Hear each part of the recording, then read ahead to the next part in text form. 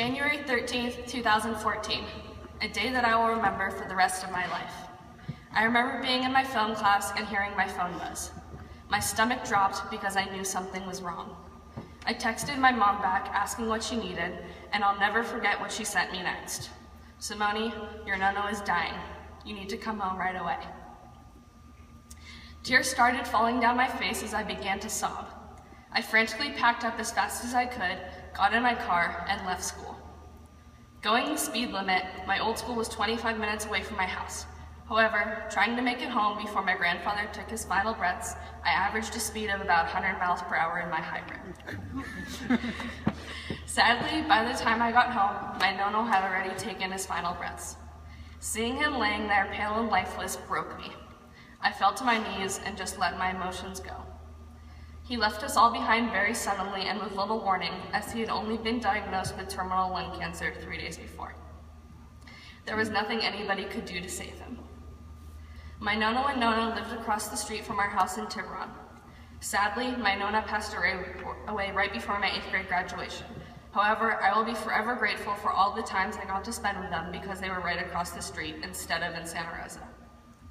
I will always be grateful for all the memories I have with my grandparents, both good and bad.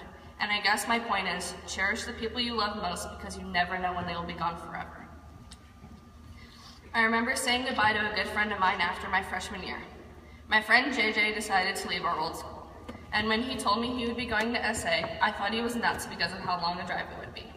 However, now I understand why he has made this change, and I wish I had listened to my mom and done it much sooner. Coming to SA was far from easy for me. I had to leave all my friends behind and move up to Santa Rosa during the weeks so I would have an easier commute. At first, I was okay with this, but after a few weeks, I found myself with JJ as my only friend. That was until Nora and I began to bond in our math class. Between all the giggling and projects we did together, she has become a great friend to me, and I'm lucky to call these two hobos my best friends. I really don't know what I would do without you guys. Many people go through their rebellious phase during the first few years of high school. However, I hit this phase while applying to high schools.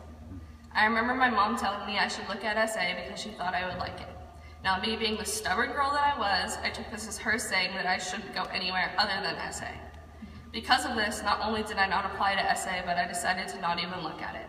A decision which I deeply regret. I have an amazing support system. For those of you who don't know, I'm one of 8 kids. I have 2 older half-siblings and 5 full siblings, one of which already goes here, my little brother Marco, along with my little baby sister Serena, who will be coming here next year. My parents are superheroes in my eyes. I really don't know how they did it when we were all little, especially my poor mom, who is with all 6 of us 24/7 with little to no break. As much as I hate to admit it, I was a very different person in my early life. I was needy, shy, and wouldn't let go of my mom. When she tried to put me down, I would scream until she put me back up. Compared to now, where, no offense, Mom, I sometimes can't get away fast enough. When I was little, I wasn't a good sharer. One moment I'm sure I'll never hear the end of was when I was really little and sitting on a bench in our kitchen with a tub of ice cream and a spoon. Mind you, there's video footage of this somewhere. My older sister Sonia slowly approached me with a spoon of her own. All she wanted to do was to share my ice cream with me. I, however, decided that this was my tub of ice cream and I did not want to share it. As she reached with her spoon to take some of my ice cream, I promptly growled at her to scare her away. It worked. I'd like to think that I've grown up since then. To those of you in my class I haven't talked too much this year, I apologize. Please know it's nothing personal. I'm just terribly shy and making new friends can be very hard for me. For many people, their escape is hanging out with friends or sitting by themselves in their room. While this is my escape, it is not my true escape. For me, my true escape is my horses. Horses have been a huge part of my life the last 17 of the 19 years I've been on this planet. My horses have helped me when everything in my life has been going completely wrong. I've been riding horses since I was 2 and around them since well before I could walk. Many people don't know what it feels like to fly, but I do. I know what it's like not only to fly, but to be one with an animal, and that's a feeling I wouldn't give up for anything. Being in the show ring is like being on a different planet at times. Everything gets tuned out. The music that is playing slowly drowns out as my horse and I pick up a gallop to fence 1. One of the many things that I love about being an equestrian is that it's a sport of gender equality and a sport of ups and downs. One day you could be on top, and the next you can most literally be in the dirt. Last year I had the opportunity to compete at the North American Junior and Young Rider Championships in Kentucky. It was a long and hard qualifying process, but it paid off in the end. NAJYRC is the Junior Olympics for the rising stars of show jumping. I had the privilege of representing Zone 10, California, over the summer. I have to say, never have I ever felt so much pressure to do well. I do not get scared when I show. However, walking into the Rolex Grand Prix arena after walking a course with jumps that went well over my head, I have never felt so nervous. In the end, as a team, we ended up 5th, and as an individual, for the year of 2014, I'm now ranked as the 15th best young rider in North America.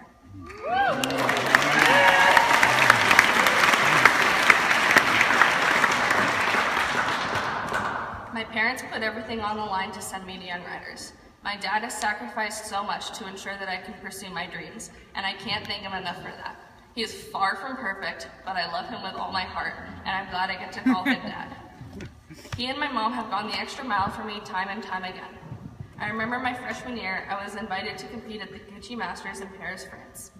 I would miss 2 full weeks of school. My parents and my trainer had my little super horse Limerick flown over to Belgium a few days before I arrived.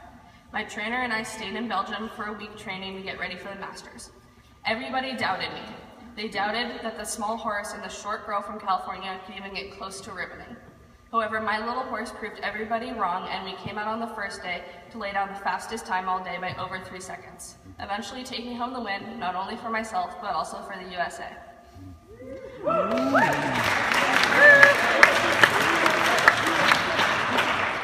To all my siblings, Madeline, Carlos, Sonia, Marco, and Serena, you guys are the best. And we may fight a lot, but I love you guys more than you know. And to John, you're like a little brother to me, and I will always have your back no matter what the future holds. To the SA community for taking a chance on me and welcoming me with open arms for my senior year, and to all my other amazing friends and family for always being there with me through all the good and the bad. Thank you. I love you all.